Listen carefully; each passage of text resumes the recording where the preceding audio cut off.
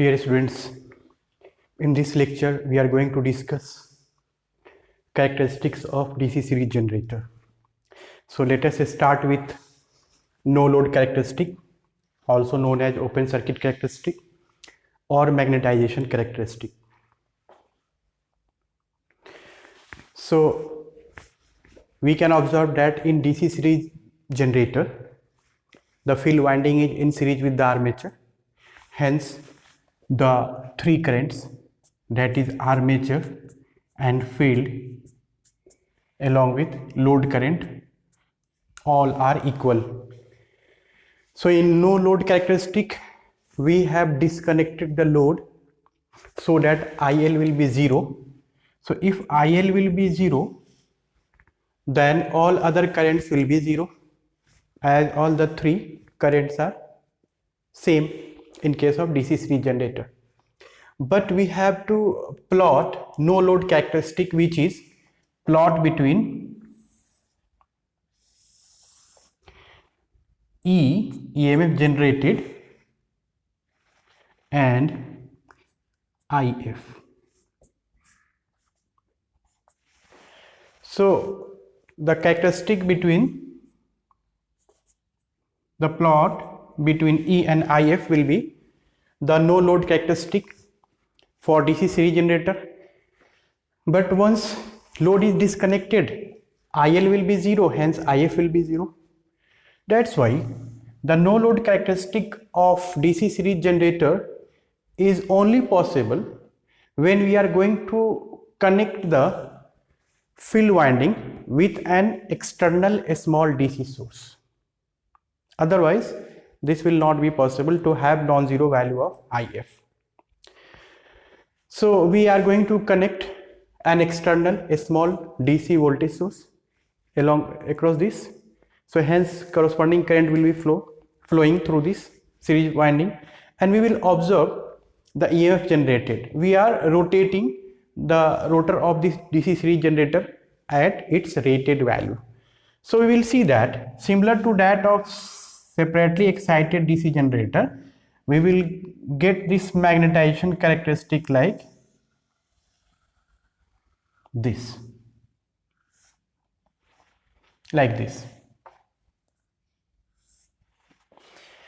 So this is the no load characteristic of DC series generator. Now let us connect the loads by closing this switch S. So once load is connected,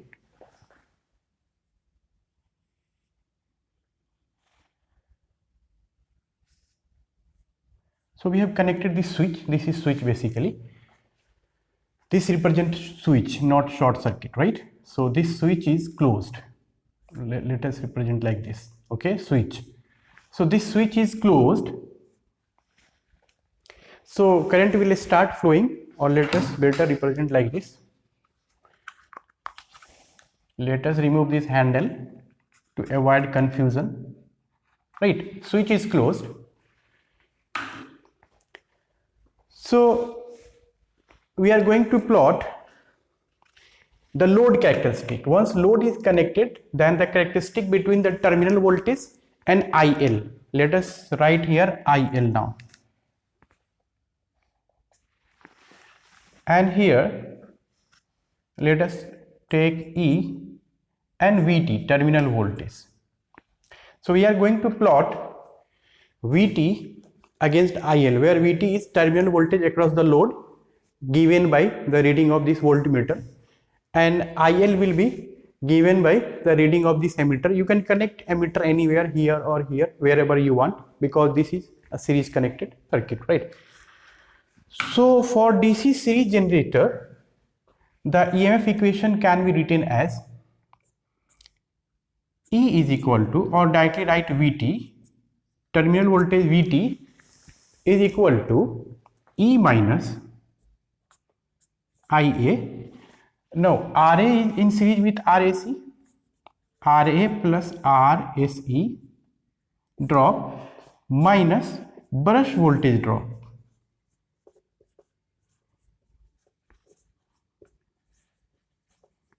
Generally we ignore this. So we have this characteristic.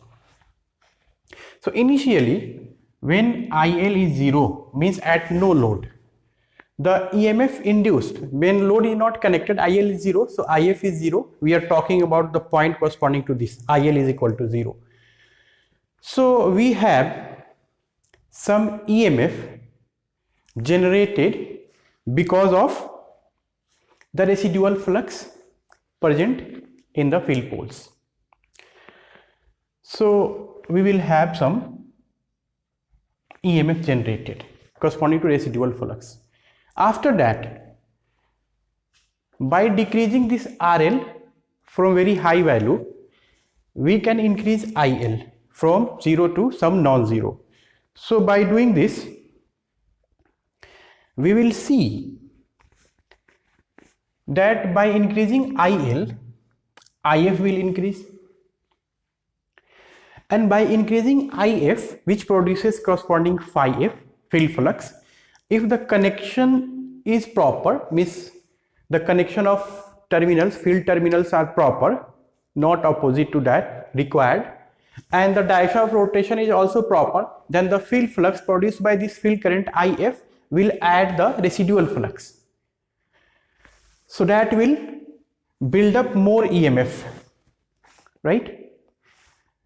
And because of increase in E, IA will also increase. So at the same time, IA, RA plus RAC, this drop will also increase. But this will increase more than this, so that the net increase will be there. This is also increasing, this drop is also increasing, this is also increasing. So we can say that this is increasing more rapidly than this, so that the net effect is increase in VT. So terminal voltage will start increasing, right? After some time,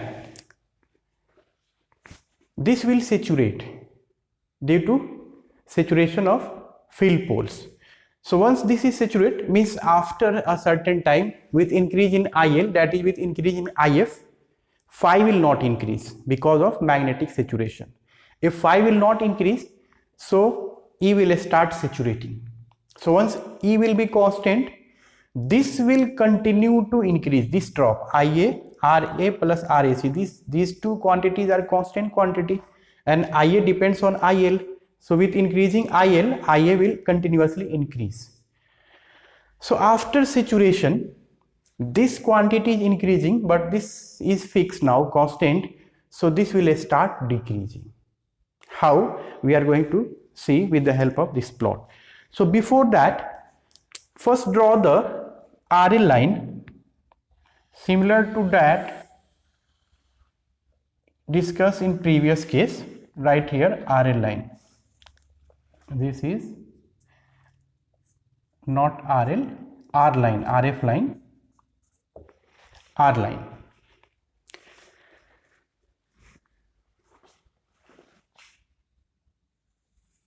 Let us mark the intersection here, or we don't have enough place, so let us plot it again.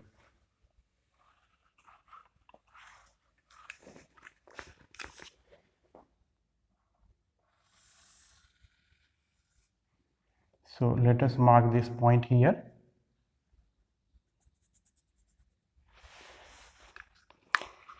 So we have R line.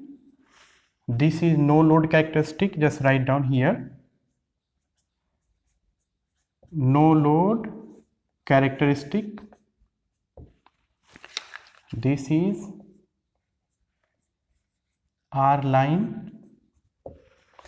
Now we are going to plot VT. So VT can be plotted. This is taking more space. So let us take this linear part like this, and this will be plotted like this. So we can see that with increase in IL, IF increases, and hence this increases as discussed earlier. So VT increases.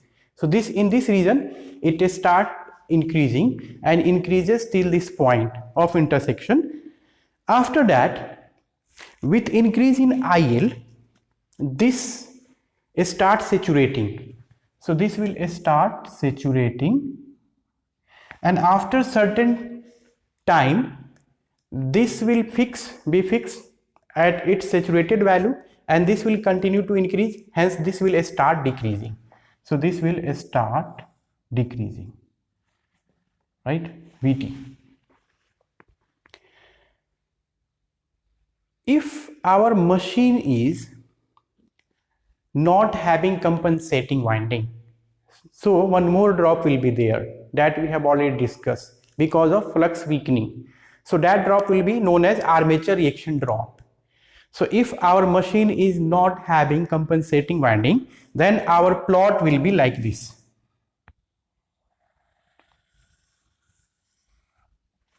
So we may write this drop is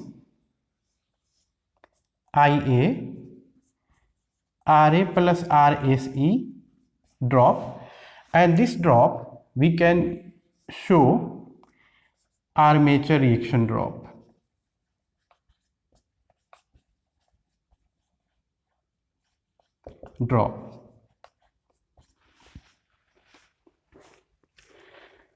So as we can observe clearly that this particular generator, DC series generator, is not a constant voltage source. See, with increase in load current, the fluctuation in terminal voltage is so large, we can see very high. So this generator can't be used as voltage source. So this generator is mainly used as series booster connected in line, DC transmission line. We have DC line also, right? So in DC line, connected in DC line as series booster to overcome the effect of ohmic line drop. Another application is in arc welding. So where in arc welding we are going to dominate this armature reaction drop effect. So this curve may be made like this. If we are going to increase this drop, armature reaction drop, we can increase that reaction effect, armature reaction effect. We know that by increasing armature current and flux weakening effect, by strengthening the flux weakening effect, we can have curve like this. So we can use it in arc welding as well. Fine. Now let us discuss about compound generators. So in compound generator, we have discussed, we have two types of compound generator: cumulatively compound and differentially compound. So in cumulatively compound, we discussed in our previous lectures that the two field fluxes corresponding to two field windings, shunt and series, helps each other.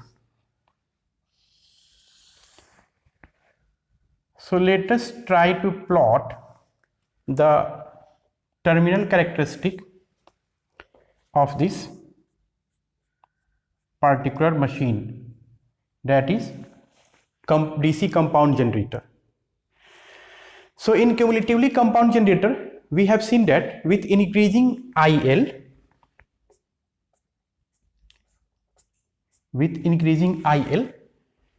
the field winding connected in series will have more current, so more flux. So in cumulatively compound, that flux helps the main field flux. So with increasing IL, flux will increase, and flux will increase, it means EMF generated will increase more, as we know that EMF is K times a speed into phi, right? So the curve will be like this.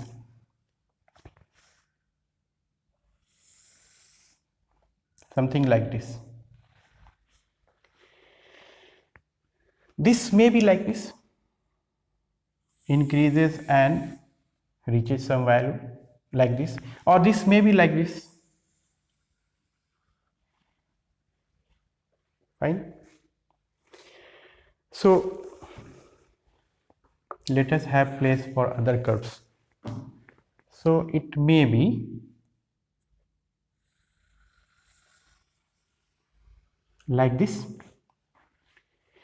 So if let us take this point corresponding to rated current.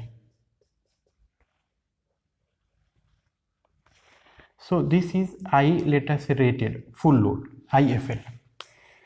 So what is difference in the three curves? In this, all the three curves are for cumulatively compound DC generator. We see that in this, the drop, voltage drop, terminal voltage drop at full load is same as that at no load when IFL is 0. So such machine is known as flat or also known as level compounded.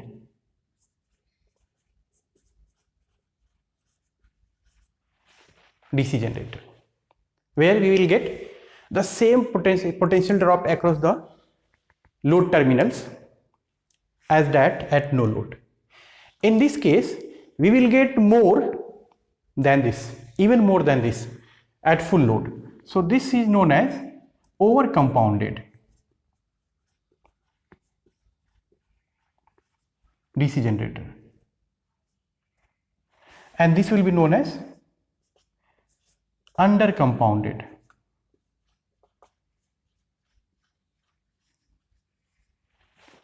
DC generator. So we will have three types of characteristics for cumulatively compound DC generator. So depending upon the various combinations of number of turns of series and shunt, so we can have different three types of characteristics. So overall, we can see that whether more or less the flux is more in case of cumulatively compound if we are going to compare with other types of DC generator like separately excited, shunt excited, etc., etc. If you want to plot on the same axis for shunt, so that will be below this. We have seen that for shunt we may write DC shunt generator, right? Not shunt, first write separately excited,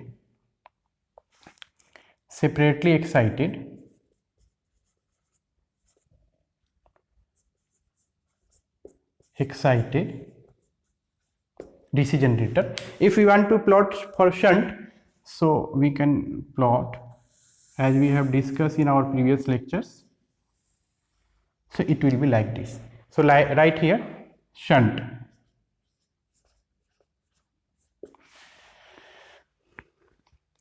So if we want to plot for differentially compounded, so in differentially compounded, as we have discussed that the two fluxes oppose each other. So with increasing IL, IF will increase, hence the opposition will be more, hence the flux will be weaker and weaker and weaker. When flux will be weaker, then more and more weakening will happen in E, as E is nothing but K times phi n. E is nothing but K times phi n. N is fixed constant. So with decreasing phi, this will be decreased, and with decreasing this E, terminal voltage will decrease. So the curve will be like this. The curve will be like this. So we can write here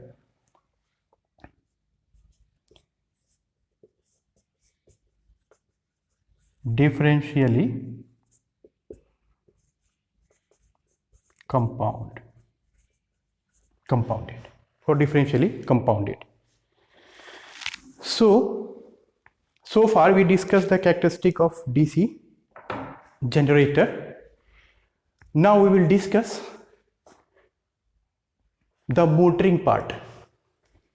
As we have discussed that the same machine can be worked at generator and motor.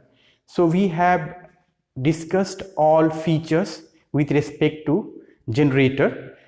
Now we will start how it works as a motor and its different characteristics, its behavior with load, without load, and so on in our next lecture.